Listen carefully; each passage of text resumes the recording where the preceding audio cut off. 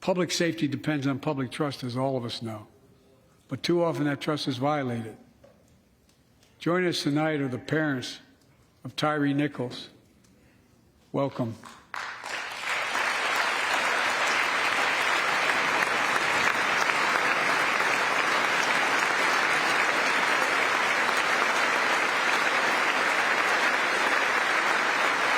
We had to bury Tyre last week. As many of you personally know, there's no words to describe the heartache or grief of losing a child. But imagine if you lost that child at the hands of the law. Imagine having to worry whether your son or daughter came home from walking down the street, or playing in the park, or just driving a car. Most of us in here have never had to have the talk that brown and black parents have had to have with their children. Bo, Hunter, Ashley, my children. I never had to have the talk with them. I never had to tell them, if a police officer pulls you over, turn your interior lights on right away. Don't reach for your license. Keep your hands on the steering wheel. Imagine having to worry like that every single time your kid got in a car. Here's what Tyre's mother shared with me when I spoke to her. When I asked her how she finds the courage to carry on and speak out. The faith of God, she said her son was, quote, a beautiful soul, and something good will come of this. Imagine how much courage and carry that takes. It's up to us, to all of us. We all want the same thing. Neighborhoods free of violence. Law enforcement who earns the community's trust. Just as every cop, when they pin on that badge in the morning, has a right to be able to go home at night, so does everybody else out there. Our children have a right to come home safely.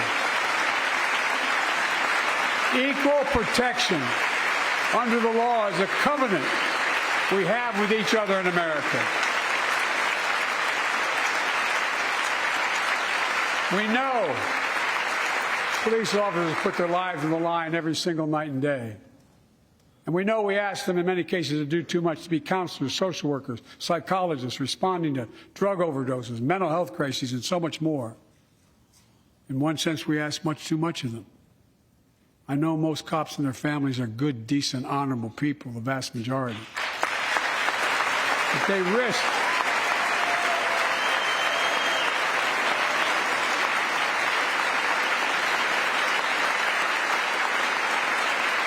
and they risk their lives every time they put that shield on. But what happened to Tyre in Memphis happens too often. We have to do better. Give law enforcement the real training they need. Hold them to higher standards. Help them succeed in keeping us safe. We also need more first responders and professionals to address the growing mental health, substance abuse challenges.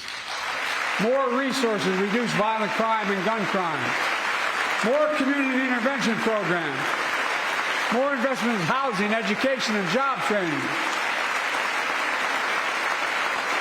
All this can help prevent violence in the first place.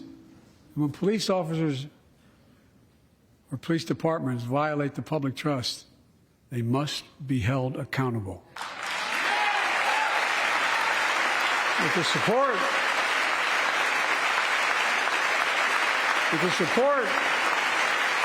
of the families of victims, civil rights groups, and law enforcement, I signed an executive order for all federal officers, banning chokeholds, restricting no-knock warrants, and other key elements of the George Floyd Act.